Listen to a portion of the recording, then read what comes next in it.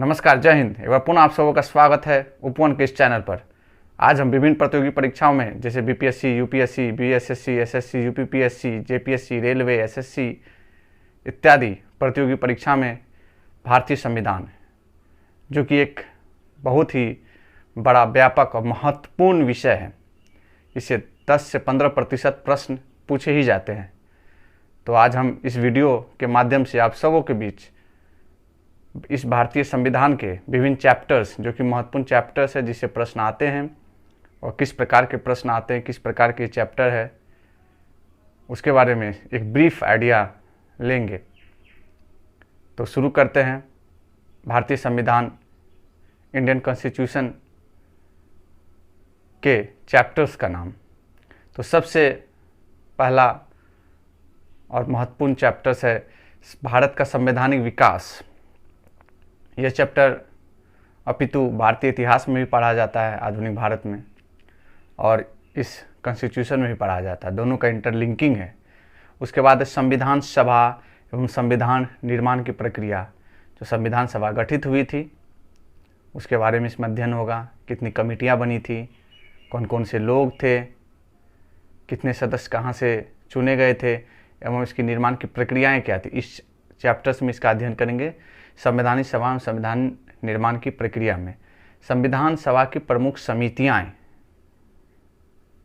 इसमें, और संविधान सभा, संविधान निर्माण की प्रक्रिया दोनों इंटरलिंकिंग चैप्टर्स है। संविधान सभा की समितियां, इसके बाद संविधान के स्रोत। संविधान के जो स्रोत हैं, विभिन्न विदेशी स्रोत का भी इसमें समावेश किया गया है। तो इस चैप्टर्स में हम लोग देखेंगे कि कौन कौन से स्रोत का कहाँ कहाँ से समावेशन किया गया है। बहुत ही महत्वपूर्ण चैप्टर्स है ये। इसे एक प्रश्न आ ही जाते हैं, देखने में आ ही जाता है एक आध प्रश्न। संविधान में अनुच्छेद। संविधान में कुल 395 अनुच्छेद थे शुरुआत में ही। उसके बाद इसमें थोड़ा थोड़ा संशोधन किया गया, समय अनुरूप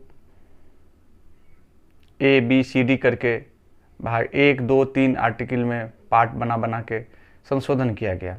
तो इसमें सभी संविधान के आर्टिकल, अनुच्छेद का अध्ययन करेंगे, महत्वपूर्ण अनुच्छेद का अध्ययन करेंगे। अनुसूचियों का अध्ययन करेंगे। इस चैप्टर्स में 10 अनुसूची हैं, इसका अध्ययन करेंगे। किस किस अनुसूची में क्या क्या है दिया गया है। जैसे 10वीं अनुसूची में दल बदल कानून के बारे में चर्चा किया गया है, उसका अध्ययन करेंगे। भारत में संविधान के प्रमुख भाग, जो भागे हैं, उसका अध्ययन करेंगे डिवाइड करके। उद्देशिका, इसे जो संविधान की प्रस्तावना है, उद्देशिका है, इसका अध्ययन करेंगे।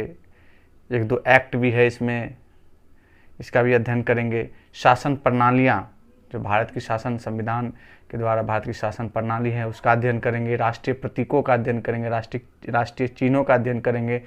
राज्य एवं संघ राज्य क्षेत्र, इसका अध्ययन करेंगे। कौन कौन से राज्य का स्थापना हुआ था, कौन कौन से संघ राज्य की कब स्थापना हुई थी। इसे करंट से रिलेटेड भी जोड़ के देखा जाता है, किस आर्टिकल से कैसे राज्य का स्थापना किया जाता है। इसमें सभी का डेट वाइज भी स्थापना का देखेंगे। उसके बाद नागरिकता देखेंगे। नागरिकता संशोधन अधिनियम जो आया, उससे भी प्रश्न आते हैं। ये करंट अफेयर्स के भी होते हैं और ये इंडियन कॉन्स्टिट्यूशन के भी होते हैं, उसका अध्ययन करेंगे, नागरिकता। उसके बाद हम मूल अधिकारों का अध्ययन करेंगे। सबसे महत्वपूर्ण चैप्टर्स, इससे तो 2 क्वेश्चंस आते ही हैं, लगभग घुमा फिरा के आते ही हैं, और सबसे महत्वपूर्ण है ये। इसका अध्ययन करेंगे। इसमें भी एक्ट्स है, सभी आर्टिकल का अध्ययन करेंगे, पूरा डिटेल्स में अध्ययन करेंगे, कैसे क्या हुआ, कौन कौन से क्वेश्चंस आते हैं, इससे संबंधित प्रश्न जो पूछे गए हैं, उसका भी अध्ययन करेंगे। राज्य के नीति निर्देशक तत्व, जो नीति बनाती है, उसके कौन कौन से आर्टिकल में क्या क्या है, उसका कहाँ से निचोड़ निकल के कोई राज्य सरकार, केंद्र सरकार जो जिस आर्टिकल के अकॉर्डिंगली वर्क करती है, जैसे कोई कार्यक्रम लाती है, मनरेगा कार्यक्रम, उसका भी जिक्र किया हुआ। उसके आधार पे ही कोई भी एक्ट आता है, कानून आता है, समाज के उद्धार के लिए, समाज के उत्थान के लिए जो भी कानून आती है, वो नीति निर्देशक तत्व के आलोक में ही होती है। पंचायती राज आया, शराब निषेध एक्ट आया बिहार में, उसका भी अध्ययन करेंगे। देखेंगे कि किस आर्टिकल में वो दिया गया है। मूल कर्तव्य फंडामेंटल राइट्स, इसका भी अध्ययन करेंगे। हमारे नागरिकों के क्या क्या कर्तव्य है राष्ट्र के प्रति, राज्य के प्रति, संविधान के प्रति, इसका भी अध्ययन करेंगे। राष्ट्रपति का अध्ययन करेंगे। राष्ट्रपति एक अलग चैप्टर्स है, राष्ट्रपति, उपराष्ट्रपति, केंद्रीय मंत्रिपरिषद। राष्ट्रपति में राष्ट्रपति के कार्य, कैसे निर्वाचन होता है, कैसे महाभियोग की प्रक्रियाएं होती है, कैसे राष्ट्रपति का कितना वेतन होता है, पेंशन किस आर्टिकल में दिया गया, इसका अध्ययन करेंगे। उसी प्रकार उपराष्ट्रपति का भी अध्ययन करेंगे। केंद्रीय मंत्रिपरिषद के बारे में अध्ययन करेंगे, कैसे इसकी नियुक्ति होती है, कैसे इसको हटाया जा सकता है, किसके प्रति उत्तरदायी है, सबका अध्ययन करेंगे। महान्यायवादी का अध्ययन करेंगे। अटॉर्नी जनरल, इसका अध्ययन करेंगे। ये भी महत्वपूर्ण टॉपिक्स है, एक आध प्रश्न आ ही जाता है, इससे भी देखने को मिल ही जाता है। महान्यायवादी, CAG, CAG, महानियंत्रक एवं लेखा परीक्षक, इसका भी अध्ययन करेंगे। क्या क्या प्रावधान है, कैसी नियुक्तियाँ होती है, क्या क्या कैसे हटाया जा सकता है, क्या क्या राइट्स हैं इनके, क्या क्या अधिकार है, क्या क्या ड्यूटीज़ है, ये सभी का अध्ययन करेंगे इसमें। उसके बाद हम अध्ययन करेंगे वरीयता अनुक्रम, जो हायरार्की है, प्रोटोकॉल जो मेंटेन किया जाता है, राष्ट्रपति, उपराष्ट्रपति, इसी के अकॉर्डिंगली सभी का अध्ययन करेंगे। कोई भी सांसद होते हैं उसकी क्या वरीयता अनुक्रम है, महान्यायवादी की क्या वरीयता अनुक्रम है, उच्चतम न्यायालय के न्यायाधीश की क्या वरीयता अनुक्रम है, इसका अध्ययन करेंगे। उसके बाद आता है संसद। संसद में विभिन्न समितियां हैं, उसका भी अध्ययन करेंगे। लोकसभा, राज्यसभा, ये भी अध्ययन करेंगे। सर्वोच्च न्यायालय एक बहुत बड़ा टॉपिक है। सुप्रीम कोर्ट, क्या क्या रीट्स जारी किया जाता है, रीट्स, उसका अध्ययन करेंगे। उच्च न्यायालय का अध्ययन करेंगे। उसके बाद आपका राज्यपाल का अध्ययन करेंगे, गवर्नर का अध्ययन करेंगे, क्या क्या ड्यूटी है, क्या क्या राइट्स है, राष्ट्रपति राज्यपाल का कोरिलेशन देखेंगे। इसमें विभिन्न प्रतियोगी परीक्षा में प्रश्न पूछे जाते हैं इससे, राज्यपाल का। उसके बाद राज्य विधानमंडल का, जहाँ विधानसभा है, विधान परिषद है, सभी का अध्ययन करेंगे। कैसे कानून पारित होता है, क्या क्या मुख्य प्रावधानें हैं, विधानसभा, विधानमंडल के पास कितने राज्यों में विधान परिषद है, कितने राज्य में विधानसभा, विधान परिषद दोनों है, कितने में नहीं है, सब का अध्ययन करेंगे डिटेल्स में। उच्च न्यायालय का तो करेंगे ही। केंद्र राज्य संबंध, सेंट्रल स्टेट रिलेशन, इसका अध्ययन करेंगे। बहुत सारी जो मतभेद हो जाती हैं सेंटर और स्टेट के बीच में, किस आर्टिकल में क्या दिया गया है, सेंटर किस आर्टिकल के अकॉर्डिंगली राज्य सरकार के कानून पर अधिकार कर सकती, कानून बना के उस पर लागू कर सकती है, राज्य की जो विधायिका है उसके अंतर्गत में आ जाती है। ये इत्यादि सभी बातों का अध्ययन करेंगे इसमें। केंद्र राज्य संबंध में आपात उपबंध, जो इमरजेंसीज होता है, वित्तीय आपात इत्यादि, सभी आपात उपबंधों का अध्ययन करेंगे। इसमें बहुत सारे महत्वपूर्ण क्वेश्चंस बनते हैं, इंटरेस्टिंग चीज़ें होती हैं। देखेंगे किस प्रकार आपात उपबंध लागू होता है, इमरजेंसी कितने बार इंडिया में आई, क्या क्या होता है,